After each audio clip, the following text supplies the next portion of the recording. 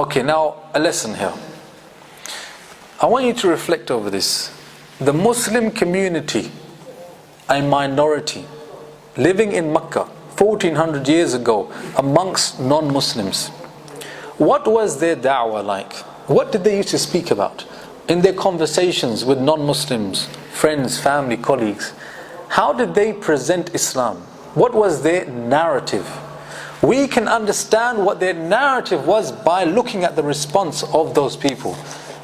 Their narrative focused mostly on how Islam will impact you in the Akhirah.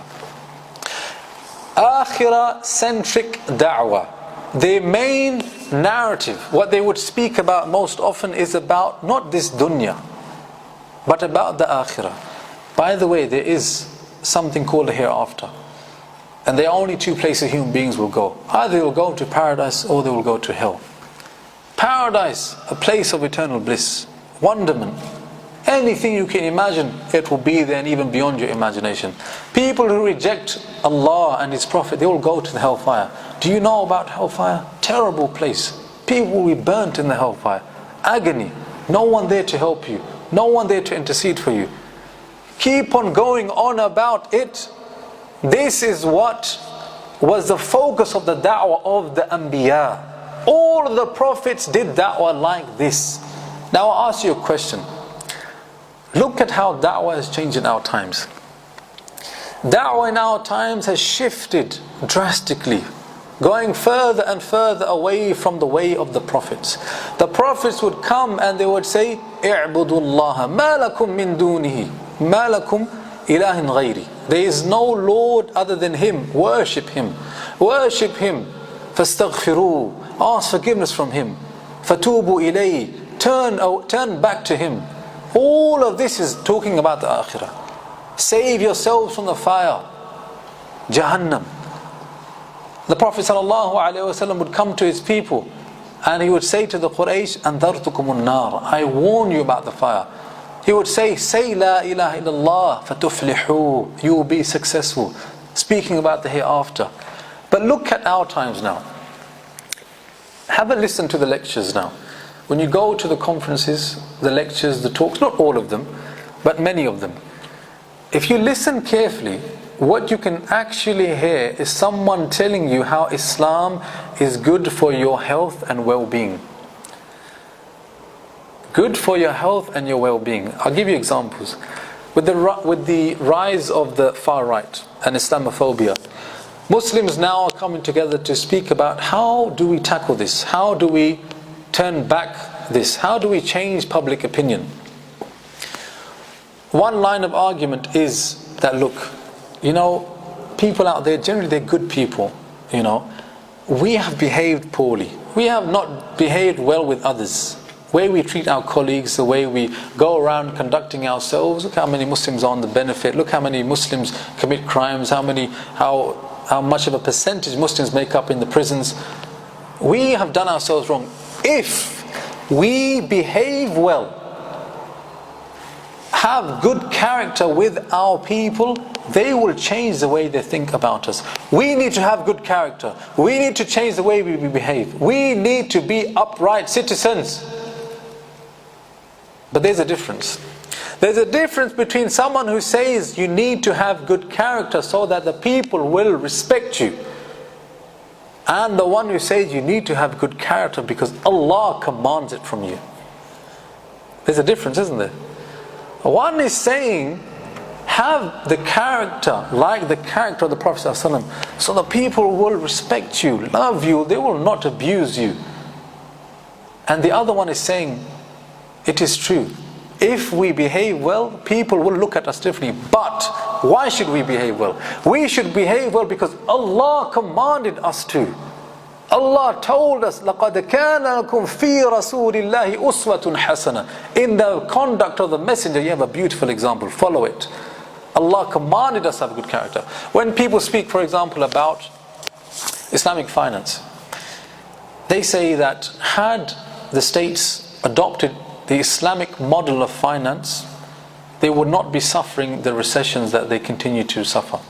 People will not be devastated by the recession had they been working according to the Islamic financial model. Now, even though that is true, there is a big difference between someone who says avoid riba, stay away from riba because it causes a recession, and someone who says you better stay away from riba because if you don't, فَأْذَنُوا بِحَرْبٍ مِّنَ اللَّهِ وَرَسُولِهِ, because Allah said He and His Messenger have waged war on the one that does not give up riba. There's a difference between the two. When people, for example, speak about zakat, they say if zakat was implemented on the world stage, then global poverty would be wiped out or near enough reduced to a negligible level. Not like now, where it is norm.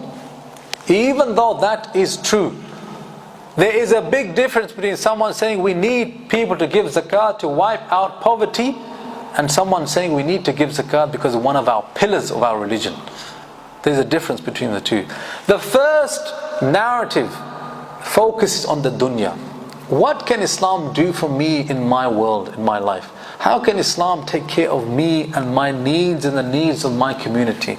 The other narrative is saying we need Islam to save us from the hellfire. We need Islam to enter into that paradise of Allah. We need Islam so Allah will help us. And by the way, when we do things for Allah's sake, then Allah will give us benefits in the hereafter and in this dunya. There's a difference between the two. Big difference between the two. What was the way of the Anbiya? The way of the Anbiya was to focus on the akhirah. And then once you have Allah as your goal, your motivation, the reason why you practice this religion, you will find many benefits come to you.